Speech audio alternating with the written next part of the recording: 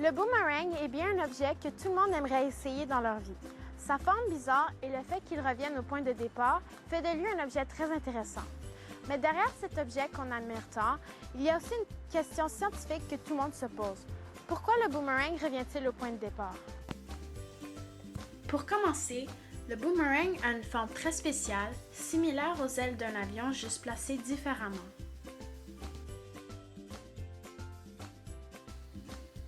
Sa forme qui lui est qualifiée provoque une rotation circulaire quand il est en vol. À cause de cela, sa trajectoire est circulaire. Pour ce faire, il faut que le dessus des ailes soit plus arrondi que la face intérieure. Ce dessus est appelé l'extrados et celui-ci est composé d'un côté épais et d'un côté plus mince. Le dessous des ailes est appelé l'intrados.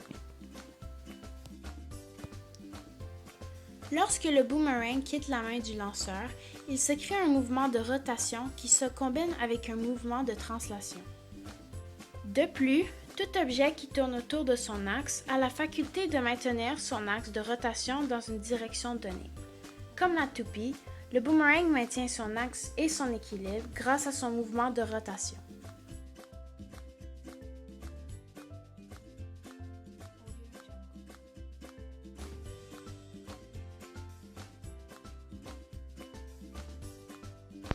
Le mouvement de rotation est l'air qui s'écoule plus vite sur la face supérieure que sur la face inférieure et aspire ainsi la pale vers le haut.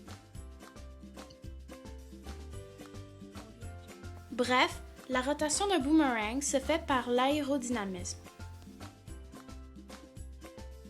Bon, maintenant pour la façon de lancer un boomerang. Il doit être tenu et lancé à la verticale pour qu'il puisse avoir un mouvement de rotation rapide.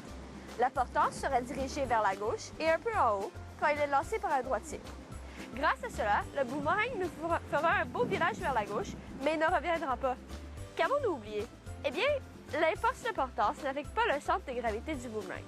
Plus l'aile accélère et la portance est grande, et puisque l'air est fendu par l'aile plus vite quand elle est plus haute, le point d'application de la force monte vers le haut.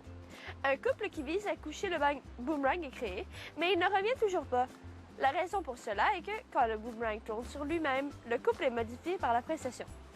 Si le couple est sur un axe horizontal, l'objet tourne sur un axe vertical. Et voilà, le boomerang revient. À force de pivoter, la trajectoire parabolique causée par la portance devient une trajectoire fermée. Pour résumer, le boomerang doit être lancé à la verticale de façon qu'il puisse tourner rapidement sur lui-même. Pour conclure, la rotation du boomerang est causée par l'aérodynamisme. Il doit aussi être lancé d'une certaine façon pour qu'il puisse faire une trajectoire parabolique, ainsi revenant au point de départ. Maintenant, merci beaucoup pour nous avoir écoutés et j'espère que vous avez beaucoup appris.